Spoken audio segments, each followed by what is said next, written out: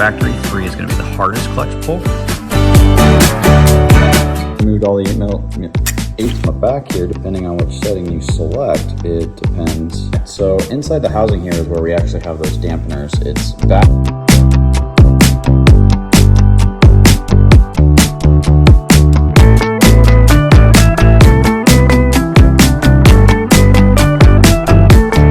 It's measuring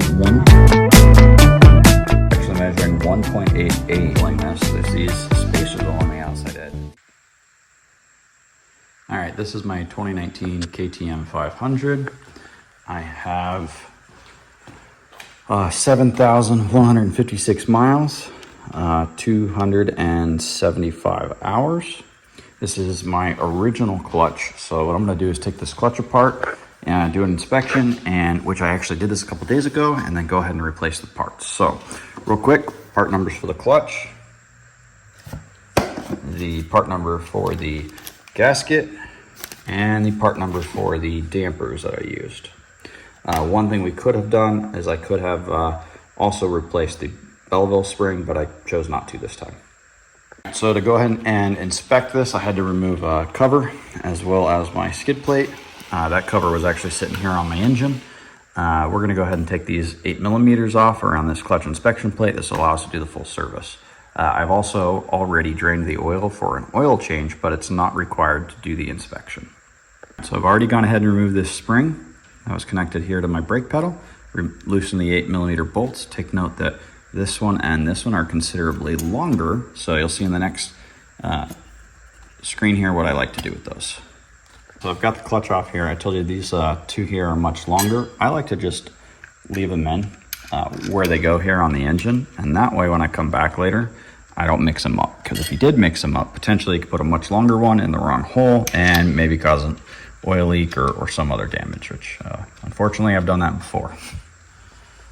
Take note that we've got a gasket here around this section. I've gone ahead and ordered a new gasket. Now, one of the things you got to do for the new clutch is pre-soak it. So I've gone ahead and pre-soaked this clutch overnight. I also had dampeners that I figured, hey, if I'm soaking it, I'll throw those in. I don't know if it does any good or not, but at least they're oiled up. Same with the seal here. I'm going to go ahead and replace it, because with this many hours on the motor, while there's a little bit of a raised section here, it's getting pretty flat. It's been exposed to a lot of heat. So next step is take these 8mm off here. This is going to control your Belleville spring. The other thing to note is the location on the spring itself. These actually have very small numbers. So this has 1 line, this has 2 lines, and this has 3. You may need to just look around, because depending on the exact location and position of your motor, you can tell what's going on here. But factory, they come at setting 2. The reason setting 2 is important is setting 1 is going to be the loosest or easiest clutch pull possible. 2 is where it comes factory. 3 is going to be the hardest clutch pull. I like to go ahead and leave it at 2.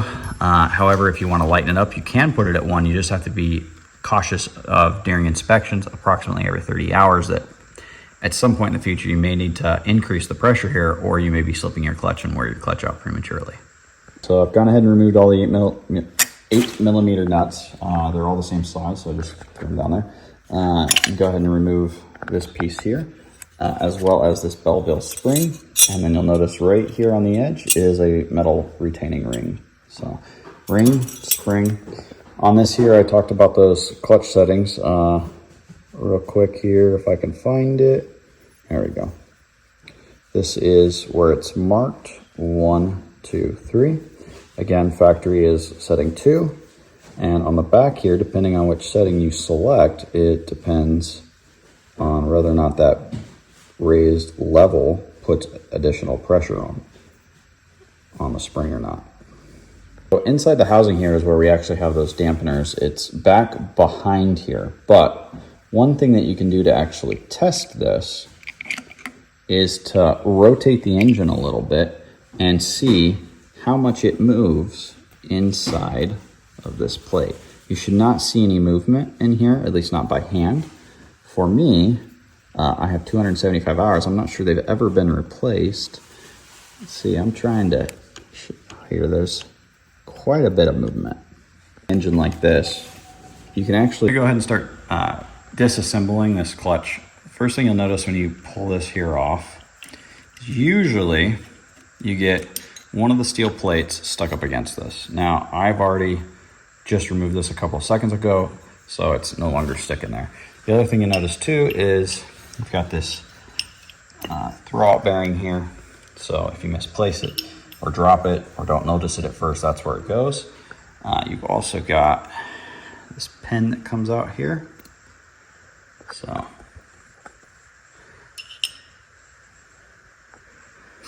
you can go ahead and start removing these. Now, I had actually already cleaned my foot peg just so that I could stack them here. What you'll notice is this first one is actually slightly thinner, and at least on the new package, they are marked with the letter S to show you that that is the thinner one.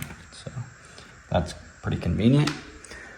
This is going to be the first friction plate, the friction fibers on here, and you can actually take a measurement here and determine if your friction plate is out of spec. Now, the specification for this is that it should be 1.95 or greater. So let me go ahead and take a measurement of this and show you guys what I'm getting. Usually the outside one is going to be potentially a little bit thicker, and as you get further in, it's going to be thinner. All right, so here's my first friction plate. It's measuring 1.94. So I'm going to go ahead and take a couple more off here. And I'll continue to measure them as I go through. And that is in millimeters, 1.94 millimeters. All right, so this one was actually measuring 1.88 to 1.91, showing that, I've already run out of most of that friction material or fiber material. Another thing to note here is, as you're disassembling this, there's these spacers along the outside edge, and these actually come out. So it's a good idea to pull these out so that you don't drop them, because it is possible to drop them down inside this section, especially as you start getting more and more of these plates out. One of the things that caused me to actually want to replace this clutch was that when I first got it, I had 170 hours on it, and the clutch was actually really hard to pull in, but the bike rode pretty well. Now, recently what I had was something called clutch drag, which is after I put it into gear, even with the clutch pulled all the way in, it's starting to move forward on me.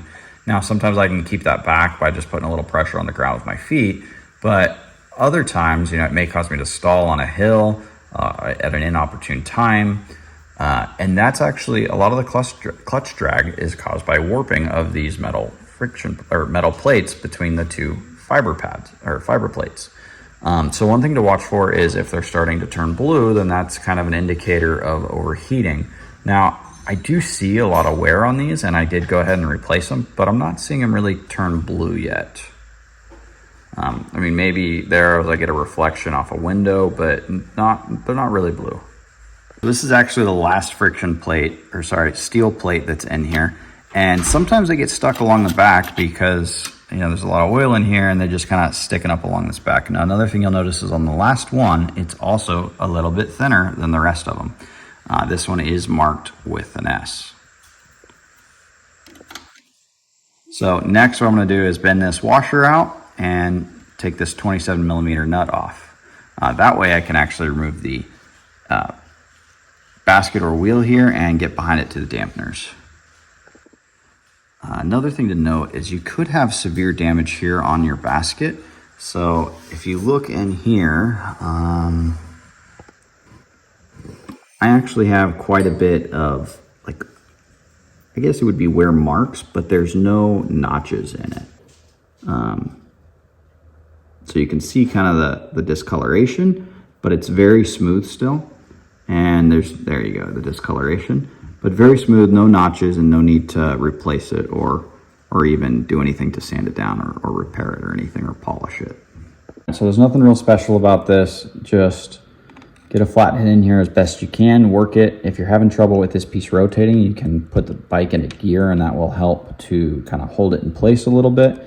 But it doesn't really require any specialty tools, just flathead screwdriver, hammers, and just be real careful because this piece is actually aluminum and you can break that. I've bent all the tabs back, they're out of the way. It's a 27 millimeter socket. I use an impact gun on here. I don't need usually the impact gun does the trick just right. You don't need to have a clutch holding tool or anything else.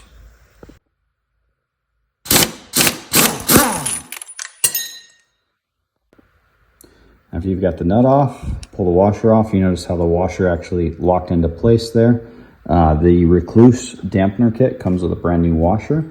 If you didn't get a kit with a washer or you went with the KTM OEM ones, that's fine. Just reuse that and just be careful that it's not too damaged.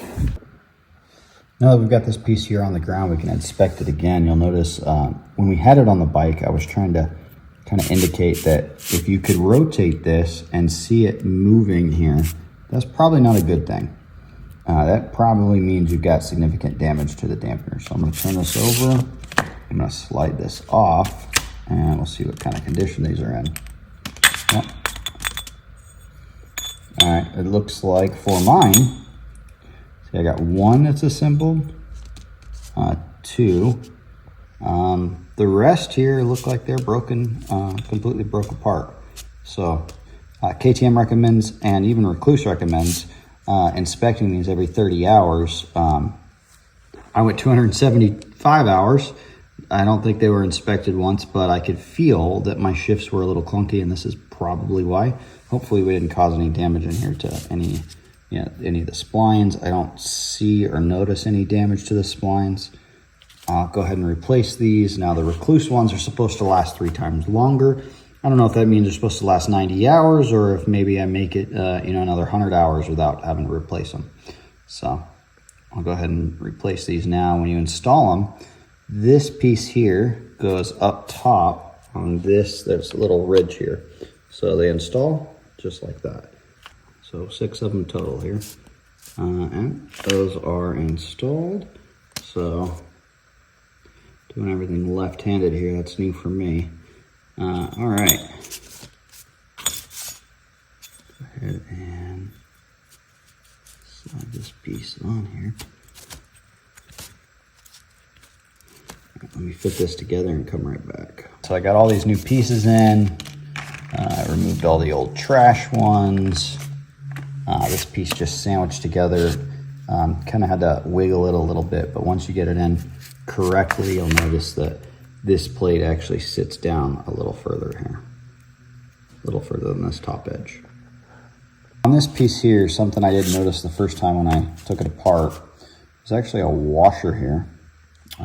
You'll see it's got a little edge on it that fits into the spline, but this actually goes here before you put it on the motor. So I want to make sure we go ahead and install this, then install this. Okay, now you'll notice there's no noise here. If you missed this, if you get it wrong, if you completely forget that washer, which I actually did the first time it happens, you'll notice all this grinding and you go, wait a minute, that doesn't sound right. Well, that's why. First the washer, then this housing. Okay, next what we're gonna do is start to put on the new clutch plates. So one thing to notice, when you get the clutch plate right, you start with the thin one. It's labeled with an S. Go ahead and line it up here. Get it installed.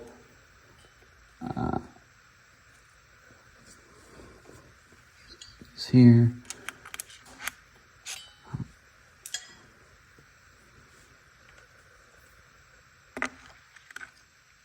Okay. Go with the next fiber plate. And what I'll do actually on the last fiber plate is I'll take a micrometer reading or a caliper reading and show you what the new ones are as well. So get these lined up here. So these flat edges here, if you forget, you can look, the flat edges had all the marks before. That's where the piece sticks out. And we just continue to stack these. After you get a couple in place, just to make the job easier, I recommend reinstall these spacers. Oops. Reinstall these spacers, and that way you get everything to line up the first time. So I'm gonna go ahead and install the spacers, and then I'll come back once I've got everything stacked in place. All right, so I've gone ahead and checked with the caliper here, a new one, and most of these are measuring right at 2 millimeters. All right, now I'm doing the last plate. Now the last plate was not marked with the outermost plate is not marked with an S. It is thinner than the plates in the center. I've got this here installed. Now I'm gonna go ahead and do my new block washer and my new, or not new, this is the reusing the existing nut. After I tighten this down, then I'm gonna bend these edges over, again, just with a flathead screwdriver and a hammer. And we'll go ahead and proceed to replace the gasket after that, reinstall the Belleville spring, as well as, don't forget we've got this rod here and the throw out bearing. I've gone ahead and put this throw out bearing rod back in place. I've tightened down the nut, bent the tabs back over, made sure that the tab was here on the side of the plate, aligned before we got it all together. Gone ahead and replaced this gasket. We've got all the spacers in place. Now we're ready to realign and reinstall this. When you do, make sure that you've got this in the correct position. So we're going to take this piece here and install that. Then align this. Okay. Now, don't forget your ring. Okay. Follow that up with your spring. You gotta hold this in place while you do this piece here. This is the interior side with the edge. Make sure that you find the area marked with the number 2 or whatever desired setting you would like. You're gonna line that up with right there. So spring this piece, line it up, and then put all of the 8 millimeter bolts back in. So I'm gonna do that and come back. So I've got this reinstalled. I've got it on setting 2. These actually get torqued down to 4.4 foot-pounds, and you can do that without any issues trying to hold everything in place with the clutch tool. Once this is complete, you're ready to put the cover back on. So just remember that this screw and this screw here are the longer ones. After I put these covers, put this inspection cover back on, I'll also go ahead and complete the Sabreeze cover that I've got on the side. When you're reinstalling this cover, it's probably the easiest to install the spring right now before you do any of the bolts. All right, I'm all done. I've got the side cover back on. Everything was torqued down to 4.4 pounds. Now what I gotta do is finish out my oil change, and I'll be ready to go out and test drive it. I hope this helped you guys.